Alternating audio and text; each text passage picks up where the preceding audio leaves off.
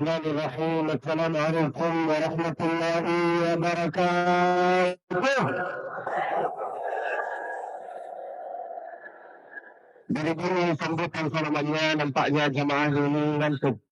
Kalau jemaah ngantuk, saya pun ikut ngantuk. Mari kita tidur bersama. Bismillahirrahmanirrahim. Jangan nanti tertidur. Diulangi lagi salaman saya. Assalamualaikum warahmatullahi wabarakatuh.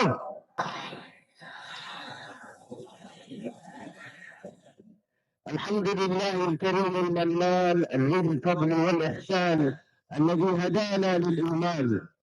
أحمده وأشكره وأتوب إليه وأستغفره. وصلى الله وسلم وبارك عليه وعلى آله وصحبه. أما بعد. Kalam bermula dengan Bismillah, dilanjutkan dengan Alhamdulillah, salawat dan salam kepada Rasulullah, maka nikmat Allah semua sempurnalah sudah. As-Sadal A'izza, Hadirin Al-Kiram, kepada yang terhormat, yang pertama yang membawa saya kemari, yaitu adalah Al-Ustaz Zainul Qamar. Masya Allah, tabarakallah. Beliau membawa saya dari Semarang hingga yang sini. Beliaulah yang bisa dan tahu apa dan tahu di mana saya isi kajian, di mana saya tidur, di mana saya makan. Beliau tahu secara teliti dan beliau tahu juga berapa istri saya. Bercanda. Kita doakan beliau mudah-mudahan sehat selalu insyaAllah. Amin. Lalu kemudian kepada yang terhormat yaitu adalah Al-Ustaz Ad-Doktor Syamsul Arifin. Masya Allah, tabarakallah. Saya cemburu sama beliau. Mengapa saya cemburu sama beliau? Karena beliau ini sudah doktor, sedangkan saya masih LCMA. LCMA ini artinya apa? Lagi cemas menghadapi emak-emak. Saya sangka jemaah saya ada yang gadis, ternyata nenek-nenek semua. Satu doang yang masih gadis, yaitu adalah MC kita. Masya Allah. Terima kasih banyak atas kebaikannya. Dan Masya Allah, ternyata dokter kita yaitu adalah orang Madura. Kalau saya juga ada darah Madura. Meskipun saya ini lahir besar belajar di Makkah, ada darah Madura juga. Kira-kira selain Dr. Syamsul Arifin, ada di sini orang Madura? Banyak angkat tangannya? Oh, tidak ada. Rata-rata Jawa. Wes mangan? Wani kira? Nah, cuma hanya itu yang saya tahu. Nah, tolong doakanlah saya supaya saya bisa menjadi seperti Dr. Syamsul Arifin untuk melanjuti S3 insyaAllah. Amin ya rabbal alamin. Lalu kepada yang terhormat dosen-dosen, ustaz-ustaz yang ada di sini, ibu-ibu, ustazah-ustazah, semua yang ada di sini, yang besar tak himbau gelar, yang kecil tak disebut nama, mudah-mudahan semua insyaAllah dicintai oleh Allah Subhanahu Wa Taala, dan insyaAllah semua bisa nyusul ke tanah suci Makkah, umrah dengan haji. Amin ya rabbal alamin. Kita langsung masuk ke tema pengajian kita hari ini, yaitu adalah menjadi keluarga Qur'ani. Allah itu punya keluarga di bumi ini. Inna lillahi ahlina minan nas. Siapa keluarga Allah yang ada di bumi ini? Yaitu adalah ahlul Quran, ahli Al-Quran. Hum ahlullahi wa khassatuh. Kalau ingin menjadi dari bagian ahli Al-Quran, maka ada 4 pilihan. Pertama, kun aliman. Kedua, au muta'alliman. Ketiga, au mustami'an. Keempat, au muhibban. Bahasa Indonesianya, kalau bisa hafal Al-Quran, hafallah. Tak bisa hafal, bacalah. Tak bisa baca, mendengarkanlah. Tak bisa mendengar, mendekat, membantu program-program menghafal Al-Quran. Tak bisa hafal, baca. Tak bisa baca, mendengar. Tak bisa mendengar, mendekat. Tak bisa 4 ini, matilah. Wala takun khamisan fatuhlak. Sebelum saya masuk ke tema pengajian ini, bolehlah saya membuka acara ini dengan lantunan bacaan ayat Al-Quran. Supaya apa? Supaya turunlah keberkahan, ketenangan, kebahagiaan insyaAllah. Amin ya rabbal Halamin. Saya baru kali ini isi acara di gedung macam kayak gini, Masya Allah. Gedung ini kayaknya bukan cuma hanya untuk pengajian, nampaknya juga untuk pengantin baru, untuk pernikahan. Nah, tak apa-apa lah, bagus. Itu artinya, Bapak Ibu, kalau ingin bikin acara pernikahan, kebetulan pengantinnya tidak ada, hubungilah saya. Bisa jadi pengantin baru saya juga. Nah, kita langsung mulai. Bismillahirrahmanirrahim.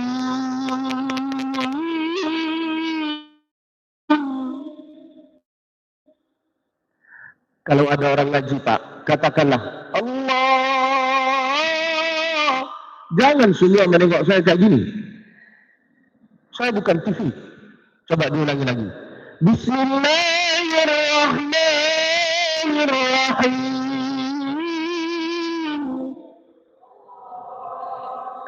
Itu suara orang yang banyak hutang itu. Allah. Sudah banyak hutang, banyak kredit. Nah, harus naiklah suaranya. Allah. Kalau saya tipe orang yang tak bisa ceramah kalau jemaah yang saya hadapi lemes. Kalau jemaah lemes, saya lebih lemes. Tapi kalau jemaah semangat, saya maju duluan. Mari.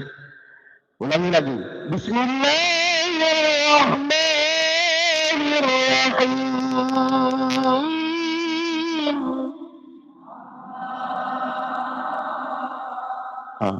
Itu bagus, tapi ada rasa terpaksa jemaah ini.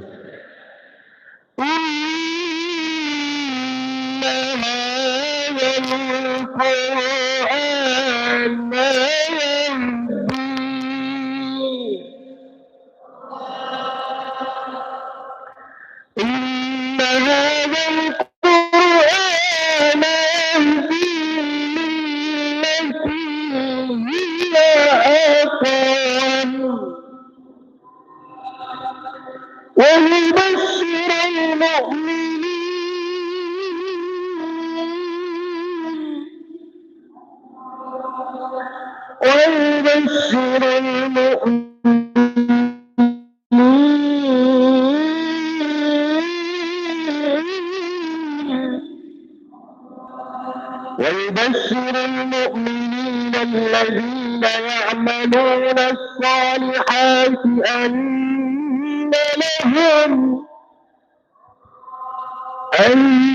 لهم أجرا كبيرا.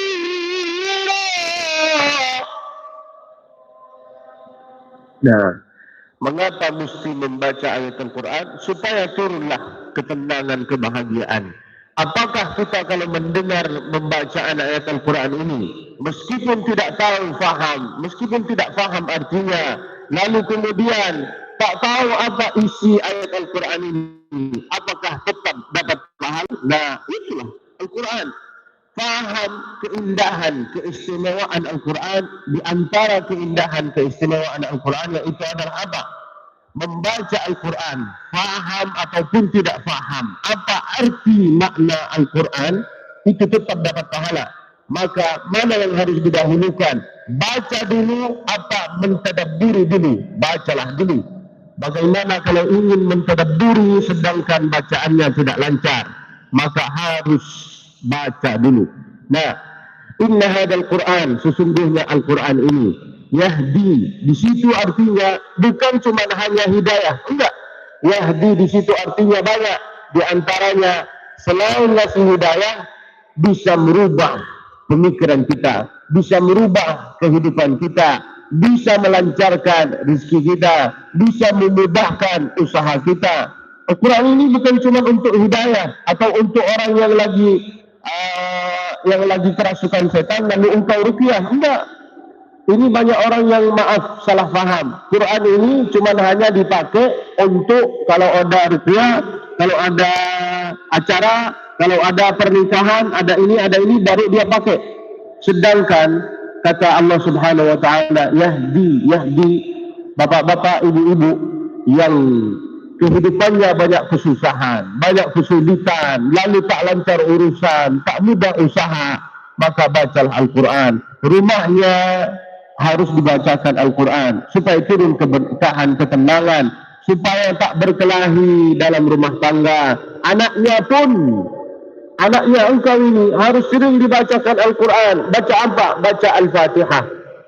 Ibu-ibu, bapak-bapak, sering-sering baca surat Al-Fatihah ke air, lalu ditiuplah, dikasih ke anak. Bagus itu. Bagus, sangat bagus. Masya Allah, tabarakallah. Lalu kemudian, fihi syifa'un linnas. Ibu-ibu atau jamaah yang terhormat, kalau ada rasa sakit di dalam badan, kata Allah apa? Fihi syifa'un linnas wa yashfi sudura qaumin mu'minin.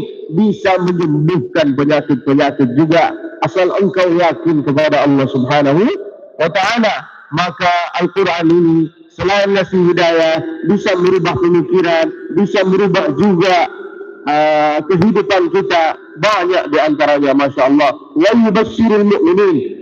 Dan ada kabar gembira bagi orang yang sering membaca ayat Al-Quran. Apa yang dia dapat? Yaitu adalah anna lahum ajran kabira. Apa artinya anna lahum ajran kabira? Akan mendapat kehormatan, kemuliaan dari Allah Subhanahu wa ta'ala selain pahala juga. Maka nanti ibu-ibu, bapak-bapak yang bisa mempunyai anak-anak yang hafal Al-Quran, nanti di hari kiamat akan mendapat kehormatan, kemuliaan. Dari siapa? Dari malaikat.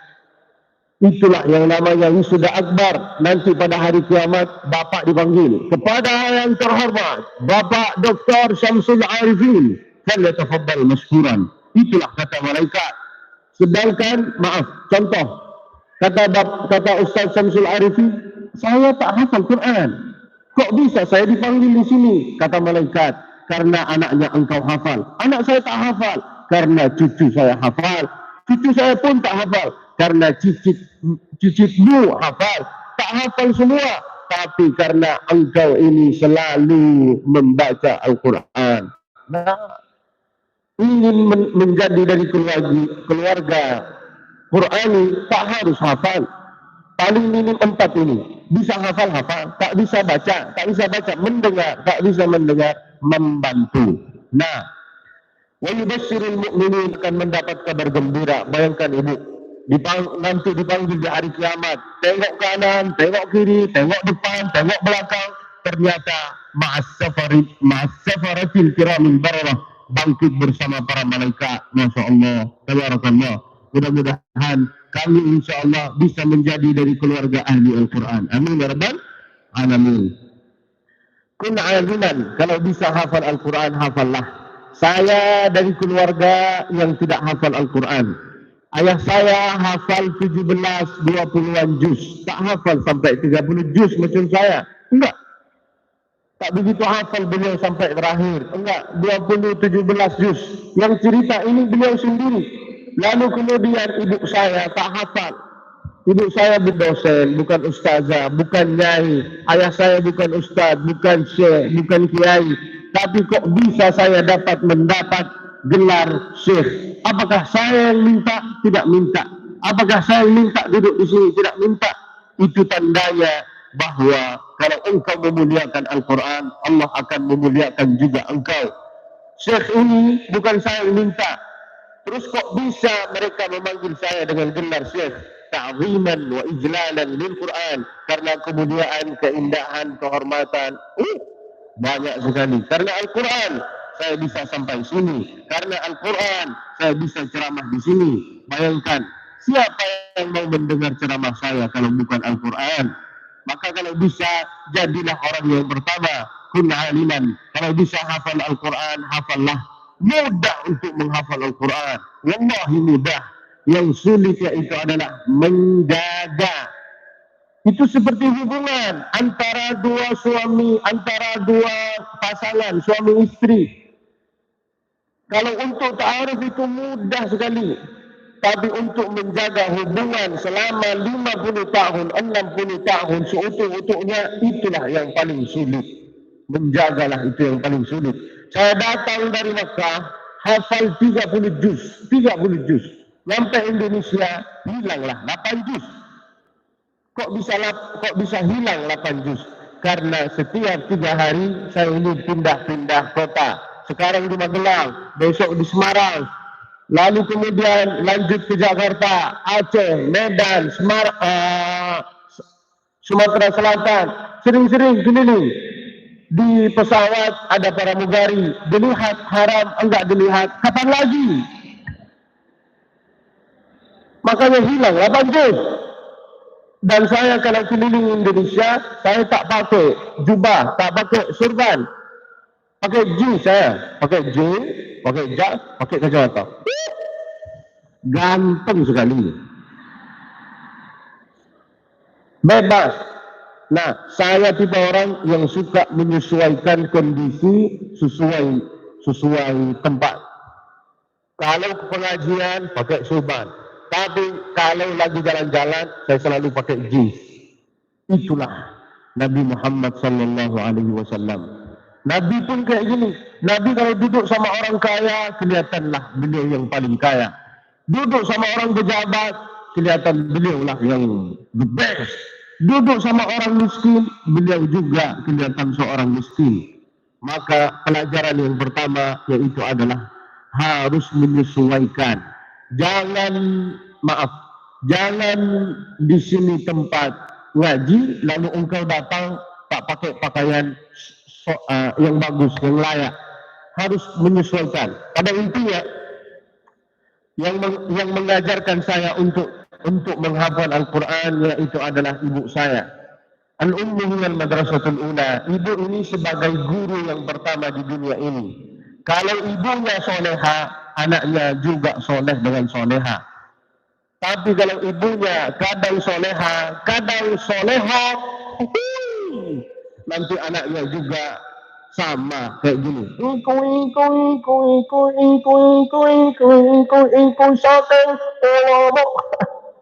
Anaknya juga nanti main TikTok. Kami ini sebagai anak muda tergantung dua orang tua.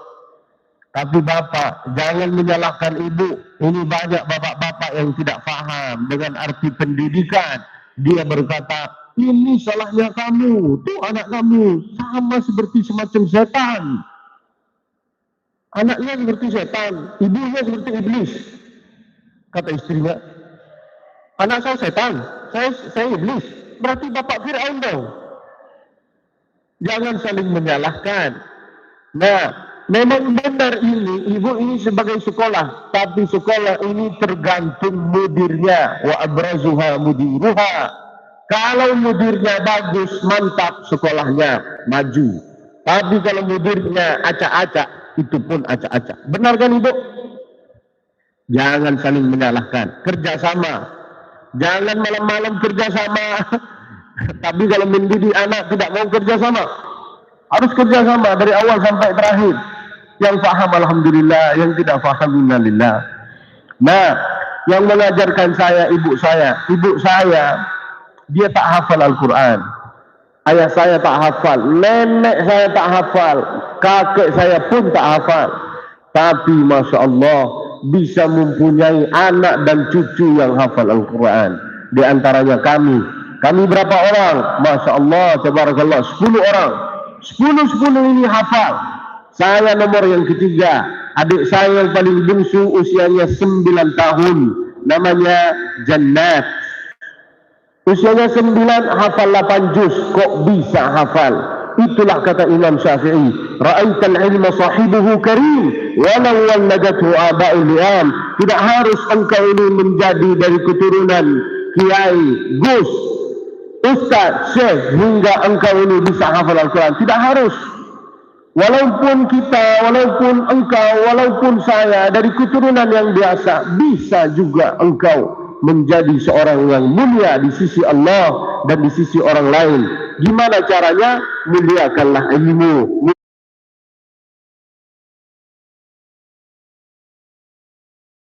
muliakanlah Al-Quran. Al-Quran dan ilmu ini lebih istimewa dibanding harta. Kok bisa? Kata Sayyidina Ali bin Abi Thalib, al-ilmu yahrusuka. Ilmulah itu yang bisa menjaga engkau.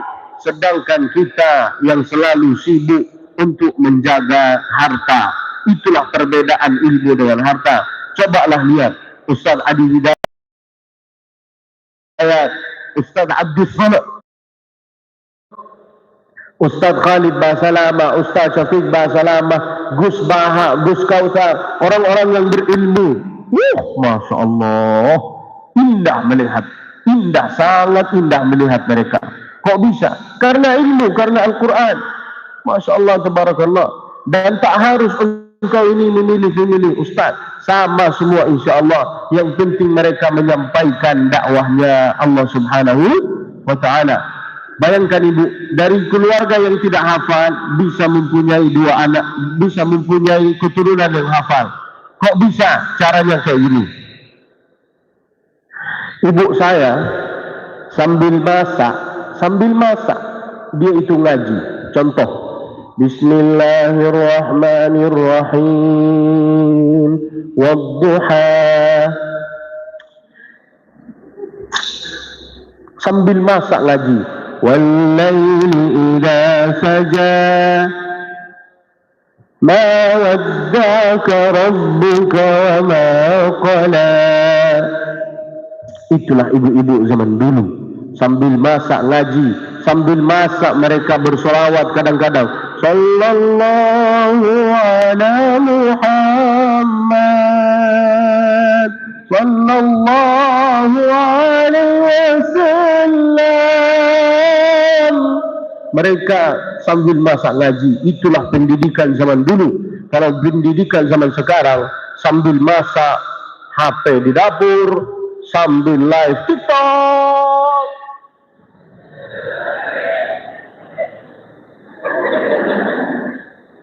Silahkan follow saya, subscribe, like, share, komen.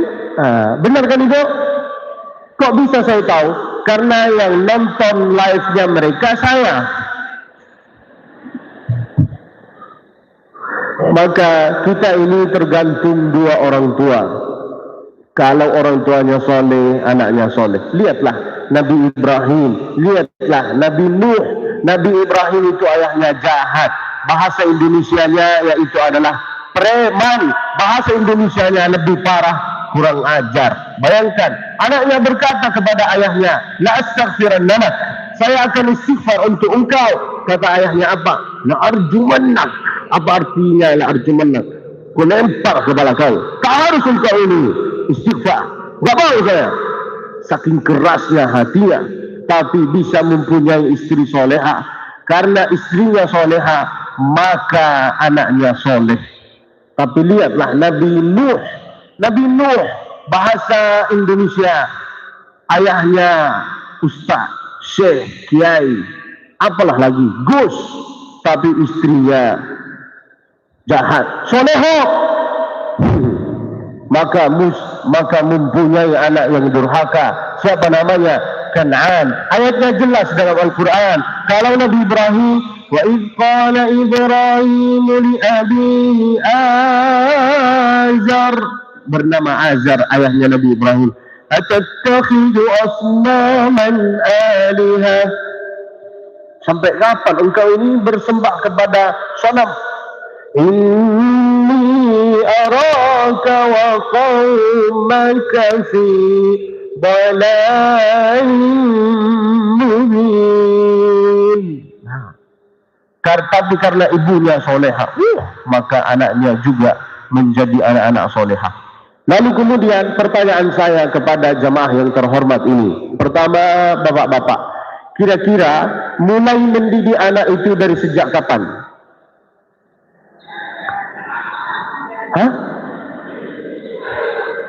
Dari sejak kandung? Salah, ibu. Dari sejak kapan mulai mendidik anak? Dari sejak bikin apa? Bikin bakso? Apa bikin kue? Bikin apa ibu? Jangan terlalu jujur juga. Mulai mendidik anak dari sejak memilih istri. Kok bisa saya tahu? Bayangkan, ada salah satu bapak-bapak mengadu kepada Sayyidina Umar. Wahai Amirul Mukminin, ya Amirul Mukminin, inna bani hada, anak saya ini tak mendengar ucapan saya.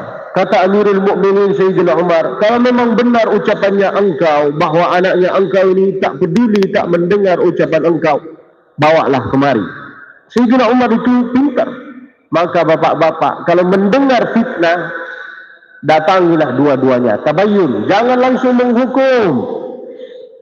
Ini banyak orang yang langsung hukum, langsung. Apalagi dalam rumah tangga menantu bapak atau menantu ibu. Jangan mendengar dari pihak pertama. Kadang-kadang pihak pertama suka menjelekkan pihak yang kedua. Benar kan? Kalau mendengar sesuatu, datangilah dua-dua ini. Bayangkan bapak-bapak ini datang mengadu ke Sayyidina Umar. Sayyidina Umar berkata, kalau memang benar ucapan engkau, datangilah anaknya. Datanglah anaknya. Sayyidina Umar bertanya, apakah benar ucapan ayahnya engkau bahwa engkau ini anak durhaka, tidak mau mendengar ucapannya dia? Kata anak tersebut, gimana saya tidak mau mendengar omongan orang tua saya, sedangkan dia tak ngasih ibu yang baik, tak ngasih nama yang baik, tak kasih pendidikan yang baik. Banyak tuntutannya. Maka pendidikan pertama bukan pondok pesantren. Saya bukan dari pondok pesantren, bukan lulusan pondok, tapi alhamdulillah bahasa Arab bisa, bahasa Indo bisa, bahasa Madura beres, peringakan bisa, bahasa Jawa bisa, wanitiro, bahasa Sunda juga bisa, entos mam, entos nikah bisa, bahasa Makassar pun bisa, agak kereba, madeci bisa. Kok bisa? Karena saya belajar Al-Quran. Kalau engkau belajar Al-Quran, urusan dunia ini dikasih oleh Allah. Dikasih. Tak harus engkau gila. Pertama, kemuliaan. Bayangkan, saya tak cari kursi, dikasih kursi. Oh, di sini banyak musim-musim pilkada. Cari kursi, tak dapat kursi. Nah, ibu saya mengajarkan saya untuk menghafal Al-Quran, padahal dia tak hafal. Nah, itu ibu saya sambil masak gaji. Lalu kemudian ayah saya juga selalu mengkosongkan waktunya untuk anak. Sekarang banyak orang, Masya Allah, sangka pendidikan anak itu adalah cuma hanya ngasih makan, ngasih pakaian, lalu diajak jalan-jalan, diantar anaknya ke pondok pesantren, lalu beliau melepaskan tangan. Bukan kayak gitu tata cara mendidik anak. Tata cara mendidik anak, anaknya harus diperhatikan. Tanyalah sampai mana hafalannya, mau jadi apa, cita-citanya apa. Engkau ada rasa suka sama cewek apa tidak? Duduklah sama dia. Kalau suka, jangan berlebihan, langsung aja nikah daripada engkau terjebak. Duduklah sama anak. Ayah saya macam kayak gini, dia bilang, kalau engkau suka sama cewek, dengan satu cewek, maka kasih tahu ke saya, nak, kita lihat orangnya, kita lihat keluarganya, layak untuk engkau, gaskan. Tak layak, maka maaf, cari yang baru. Jangan sampai terjebak dalam, pasti bapak fahamlah. Nah, maka duduklah sama anaknya, perhatikan, bicara, anggaplah dia seperti sebagai anak. Anak ini akan melewati tiga usia. Usia muda dari 1 sampai 7, itu ibu harus kasih contoh yang terbaik untuk dia. Dari 1 sampai 7. Dari 7 sampai 14, 15, bapak ibu harus perintah kepada dia. Sholat, zakat, sholat, puasa. Dan cuman bukan perintah, diiringi juga dengan ngasih gambaran. Dari 15 ke 20, diajak sebagai teman. Engkau mau jadi apa? Engkau suka sama siapa? Engkau ingin lanjut sekolah di mana? 3 masa dia. Itu penting bagi kita. Tak bisa kita memaksakan anak, nyuruh-nyuruh anak dari usia 15 ke 20. Tak bisa. Berubahlah pikirannya. Dia mau nikah, dia suka sama cewek, dia mau lanjut S1 di sana, S2 di sini. Tak bisa. Maka dari usia 1 sampai 7 itu usia yang paling bagus, yaitu adalah ibu ngasih contoh. Saya hafal Al-Quran karena ibu saya ngasih contoh. Ibu saya sambil masak ngaji. Ayah saya bukan ustaz, tapi setelah beliau balik dari pekerjaan sore, beliau tidurlah sejenak karena capek. dari maghrib ke isya HP ini dimatikan. Bukan datanya, HP dimatikan. Lalu kemudian kuncilah pintu rumah ini. Kumpullah, ubin-ubin. Ta'alu, yalla ajlisu. Yalla fil Qur'anak. Mana Qur'annya engkau? Datang, ayo. Lalu ayah saya kayak gini, buka Al-Quran. Bismillahirrahmanirrahim. Amma tasa'alun. Dari maghrib ke isya sampai sekarang. Ayah saya masih muda, usianya 50-an. Ibu saya masih muda, 47, 48, 49. Tapi Masya Allah, ini jalan. Sekarang banyak orang yang ini tidak jalan. Maka gunakanlah ini, yaitu adalah otak. Kalau tidak ada otak, makanlah otak-otak. Duduklah sama anak. Duduk, kapan duduk sama anak? Ini kerja sampai sore, balik ke rumah, nongkrong, ngopi, rokok, ataupun main HP. Terus kapan duduk sama anak? Tak ada. Wallahi tak ada. Tak ada. Kalau ada, berarti engkau orang bagus. Duduklah sama anaknya.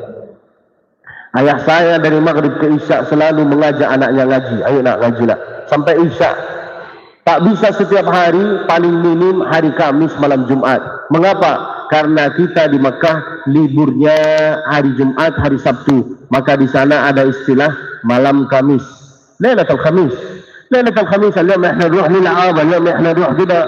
Orang Arab itu selalu kumpulannya pada hari Jumat. Lepas Jumat mereka baru kumpul. Nah, makanya ada istilah Lailatul Khamis. Kalau di sini bukan Lailatul Khamis, di sini malam Minggu. Kapan kita kumpul? Hari Minggu. Itu pun kumpul kalau ada sarapan. Kalau tidak ada sarapan, tidak mau kumpul. Nah, bercandalah. Pertama, kun aliman. Bayangkan ibu, kalau ingin cepat hafal Al-Quran juga, selain dua orang tua ngasih contoh, sering-sering mendengar. Anak-anak sekarang, bukan anak-anak sekarang, kami ini semua bisa hafal lagu TikTok karena sering mendengar, bukan karena disuruh, karena dipaksa, enggak. Dan saya bisa mencontohkan bahwa kita ini memang hafal lagu-lagu TikTok. Coba kita kerjasama, jangan sok-sok malaikat, jangan pura-pura malaikat. Bisa diajak kerjasama? Yuk dengan satu suara. Ibu kaulah wanita yang mulia. Terus. Bagus. Saya lebih suka jamaah yang kayak gini, yang langsung nyambung daripada jamaah sok-sok malaikat. Kan saya sendiri yang minta.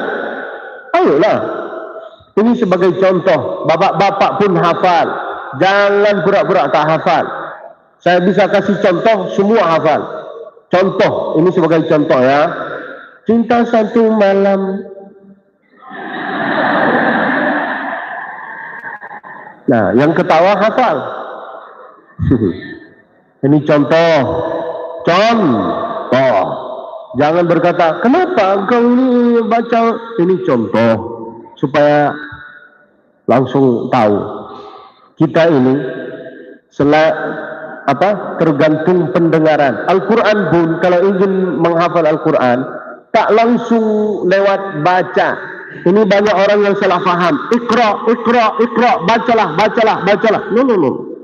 Al-Quran ini turun melalui bis-sama' dari Sayyidina Jibril turunlah ke Nabi Muhammad. Iqra, Sayyidina Jibril berkata, Iqra bismi rabbikal ladzi khalaq. Nabi pun Iqra bismi rabbikal ladzi khalaq. Kata malaikat, khalaqal insana min 'alaq. Khalaqal insana min 'alaq. Maka artinya apa? Bahwa Nabi Muhammad berguru ke Sayyidina Jibril alaihi salam. Artinya apa?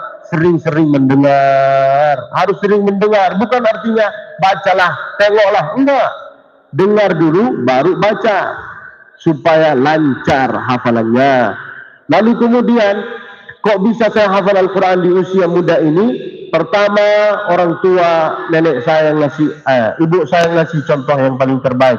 Yang kedua, saya diantarkan ke rumah tahfiz di Mekah, di Masjidil Haram, dan alhamdulillah saya juga bisa menjadi guru ngaji di Masjidil Haram. Di mana?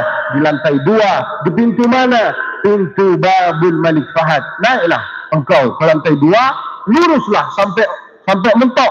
Di situ di kanan banyak guru-guru ngaji. Guru ngaji di sana banyak. Ada orang Arab, ada orang Pakistan, ada orang India, ada orang Bangladesh, ada orang Madura. Di antaranya siapa? Paman saya dan saya. Kamilah yang alhamdulillah dipilih oleh Allah menjadi guru ngaji di Masjidil Haram. Saya cerita ini bukan supaya bapak ibu ini memuji saya. Saya bukan gila pujian, enggak. Saya cerita kepada jamaah supaya jamaah juga bisa mempunyai anak yang bisa hafal Al-Quran. Bisa hafal Al-Quran, alhamdulillah. Caranya berguru. Kedua, mendengar. Ketiga, datang ke lingkungan rumah tahfiz. Keempat, yaitu adalah harus berkawan sama orang yang sama supaya bisa hafal Al-Quran. Tak bisa kita hafal Al-Quran, kita mau hafal sedangkan kawan-kawan kita tak hafal. Tak bisa, tak sama maksudnya. Kita mau hafal, dia dugem, dia dangdut. Tak bisa. Wa kullu qarinin bil muqaran yaqtadi. Kita ini tergantung kawan. Dia baik, saya baik. Dia soleh, saya soleh. Dia solehah, saya solehah. Memang gitulah sunnahnya Allah Subhanahu wa taala. Itulah tata cara menghafal Quran. Pertama, berguru. Kedua, mendengar. Ketiga, datang ke lingkungan rumah tahfiz. Keempat, berkawan sama orang yang sama. Kelima, supaya hafal Al-Quran, ibu-ibu, bapak-bapak sering-sering mendoakanlah anaknya. Rabbi auzi'ni an ashkura ni'mataka allati an'amta 'alayya wa 'ala walidayya wa an a'mala salihan tardah wa aslih li fi dhurriyyati. Ucapan ibu terhadap anak walaupun tidak baik itu bisa jadi doa. Bayangkan ibu balik dari rumah melihat anaknya lalu muncul ada rasa kesel. Ibu memanggil anaknya, "Hei setan, sini setan." Itu bisa jadi doa. Innal bala'a muwakkalun bil mantiq. Ucapan ibu yang tidak baik diterima oleh Allah Subhanahu wa taala. Maka ibu kalau ingin memanggil anaknya, panggillah kayak gini. Sini Ustaz. Sini bupati. Sini polisi. Bisa jadi doa loh. Serius. Pertama, kun aliman. Kalau bisa hafal Al-Quran, hafallah. Tak hafal, bacalah. Walaupun bacaannya kayak gini. Bismillahirrahmanirrahim. Alam, alam, alam, alam. Nasrah laka sadrak. Allah. Bayangkan, satu huruf 10 kebaikan. Kalau bapak mengulangi alam, alam, alam, alam, nasrah laka sadrak. Berapa kali bapak mengulangi alam, alam, alam? 9 kali. 9 kali 10 berapa? 90. Lalu kemudian kalau bapak mengulangi, ibu mengulangi 11 kali, 110 pahalanya. Wawada'na anka wisrak. Atau bacaan kita kayak gini, walladzina kafaru wa kadzabu biayatina. Saya tidak bikin-bikin, saya guru ngaji, makanya saya tahu. Walaupun bacaannya tak lancar, mendapat 2 pahala dibanding saya yang sudah lancar. Itulah kata Nabi, walladzi yaqra'ul Qur'an wa yatata'ta falahu ajran. Bisa hafal, hafallah. Tak bisa hafal, bacalah. Tak bisa baca, mendengar. Maka Bapak Ibu, kalau ada suara Quran atau ada orang ngaji, jangan banyak cakap, banyak berbicara di saat orang lagi ngaji Al-Quran. Kalau di saat azan berkumandang pun Allahu Akbar,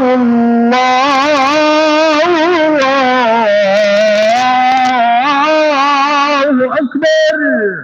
Jangan banyak cakap. Kenapa? Orang yang berbicara di saat azan berkumandang dikhawatirkan mati dalam keadaan su'ul khatimah. Itu kata ulama, bukan kata saya, bukan kata Nabi. Ada 5 orang yang dikhawatirkan mati dalam keadaan su'ul khatimah. Siapa? Yukhsha ala khitami man takallama halal adani au asa'a muslima au ta'ata aslan au aqqa aslan au ta'ata khamran au istakhaffa fi salati amra. 5 orang ini yang dikhawatirkan mati dalam keadaan su'ul khatimah. Pertama, yang berbicara di saat azan berkumandang, begitupun di saat banyak cakap, di saat orang lagi ngaji. Aw asa'a muslima, yang kedua, yang selalu menjelekkan nama-nama orang, menjelekkan nama saudara engkau yang muslim, itu tanda bahwa engkau ini fasik. Itulah kata Nabi, sibabul muslimi fusuq, fasik. Apalagi yang terjadi di Indonesia ini yang lagi viral tentang nasab. Benar kan? Sekarang banyak orang yang komentar, oh ini bukan keturunannya Nabi, tapi sok-sok keturunan Nabi, ini gini. Ulama saling menjelekkan, ustaz menjelekkan ini saling menjelekkan ini. Nah, orang yang macam kayak gini dikhawatirkan mati dalam keadaan su'ul khatimah. Tak harus engkau menjelek-jelekkan nama orang. Dan kita kalau masuk nanti pada hari kiamat, Allah tak tanya engkau keturunan Nabi ke? Semua sama di sisi Allah. Mau engkau keturunan Nabi, mau Nabi Muhammad, Nabi Nuh, Nabi siapalah keturunannya engkau, sama. Allah tak tanya engkau ustaz, engkau syekh, tak tanya. Engkau habib, tak tanya amalannya apa, salatnya gimana, ngajinya gimana. Itulah pertanyaan-pertanyaan Allah. Amaluhu. Memang benar kita masuk ke surga ini dengan rahmatnya Allah, tapi membawa apa engkau? Amalannya apa? Ngaji pernah? Tidak. Salat pernah? Tidak. Zakat pernah? Tidak. Apa yang kau lakukan? Nongkrong, ngopi, rokok, menjelekkan nama orang. Nah, jangan ikut campur dalam masalah yang lagi viral sekarang. Biarkan. Mengapa? Takut kita menjadi seorang fasik. Pertama, yukhsha ala khitami man takallama halal adhani aw asa'a muslima. Jangan banyak berbicara di saat azan berkumandang. Yang kedua, aw asa'a muslima, jangan menjelekkan nama orang. Yang ketiga, aw aqqa aslan, yaitu adalah anak durhaka. Itu dikhawatirkan juga mati dalam keadaan su'ul khatimah. Yang keempat, aw ta'ata khamran, yang mabuk. Yang kelima, awis takhaffa fi salati amra, yang suka menunda-nunda solat. Juga menunda. Kalau bapak, kalau ibu bangun jam 8 pagi, enggak apa-apa, solat langsung. Jangan ada orang baru dia ingat solat, lalu bapak berkata, solat apa ini? Solat subuh. Emang ada salat subuh jam 9? Jangan digituin.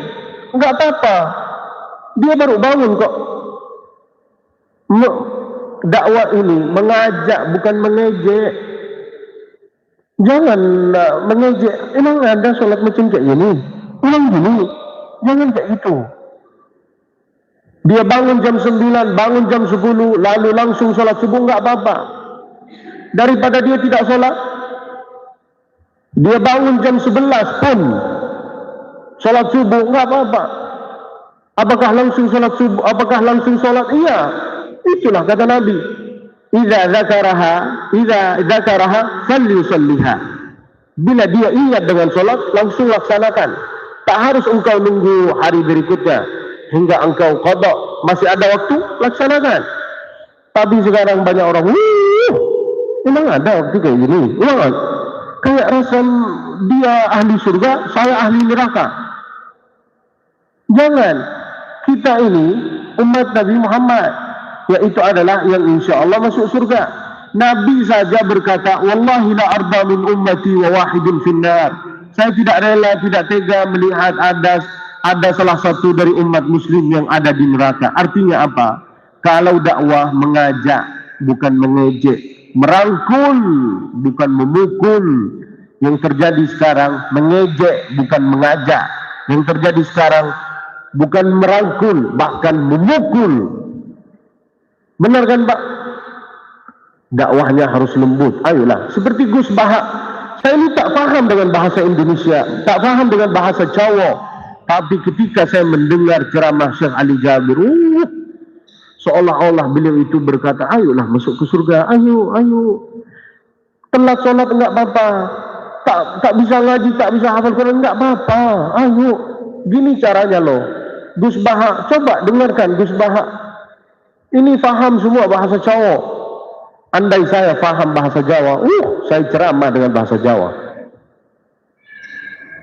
Ajaklah orang untuk ayolah ke surga, ayo. Jangan mengejek, jangan memukul. Yang ngajarin saya ini yaitu adalah ayah saya sendiri. Maka kata Nabi apa? Tak bisa hafal baca, tak bisa baca mendengar. Nah, tak bisa mendengar membantu. Ini Ustadz Zainul Qamar dari Darul Quran. Dari Darul Quran nih. PPA Darul Quran. Apa artinya PPA Darul Quran? Pendidikan apa Bang? Pendidikan, intinya beliau tahu. Mereka di Darul Quran ada program menghafal Al-Quran gratis. Gratis. Untuk siapa? Untuk anak-anak kita. Bapak-bapak, ibu-ibu jangan banyak alasan. Gratis. Siapa yang bisa mempunyai anak yang hafal Quran akan dapat mahkota dari cahaya dari Allah Subhanahu wa taala. Allah itu tak tengok pakaian kita, jabatan kita, gelar kita. Allah tengok hati kita. Makanya bersihkanlah hati ini. Dengan apa? Dengan doa ini. Rabbi syrahli sadri wa yassirli amri wahlul 'uqdata lisani yafqahu qawli wa qalbi.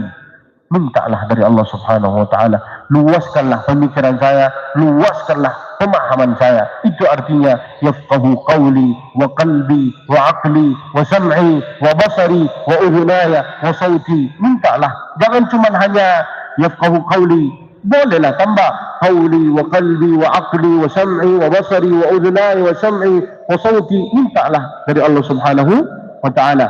Nah, Ustaz Zainul Qamar, mereka dari Darul Quran punya program menghafal Al-Quran gratis. Bayangkan ibu contoh, tak punya anak tapi tak hafal Quran, punya cucu tapi tak hafal Al-Quran. Tapi bisakah menjadi dari bagian ahli Al-Quran? Bisa. Gimana caranya? Membantu program ini. Bayangkan orang-orang yang lagi sedang ngaji di sana, anak-anak yang lagi sedang ngaji di sana, setiap hari mereka murajaah. Ibu bantu program ini, ngasih pakaian, ngasih minuman, ngasih makanan. Kita membantu mereka. Kita juga bisa jadi dari bagian ahli Al-Quran. Gimana caranya? Yaitu adalah membantu dengan berapapun angkanya, terserah. Mau 1 juta, mau 2 juta, mau 500, mau 250, berapapun angkanya. Dan saya akan mengajak jamaah pagi-pagi ini untuk menjadi dari bagian ahli Al-Quran. Saya minta tolong dari jamaah yang ada di sini. Apa artinya? Ibu bukan membantu mereka. Jangan salah faham. Justru ibu membantu diri sendiri. Bapak membantu diri sendiri. Nanti mereka ketika ngaji, pahalanya mengalir ke kita terus menerus. Makanya saya bilang, mau 250, mau 500, mau 1 juta, mau berapapun angkanya, bolehlah. Itulah limit. 4 pilihan dari Allah. Bisa hafal, hafal. Tak bisa hafal, baca. Tak bisa baca, mendengar. Tak bisa mendengar, membantu program ini sehingga bisa menjadi keluarga ahli Al-Quran. Amin ya rabbal alamin. Hada wallahu a'lam wa ilmuhu atam wa sallallahu wa sallam wa baraka alaihi wa ala alihi wa sahbihi wa sallam.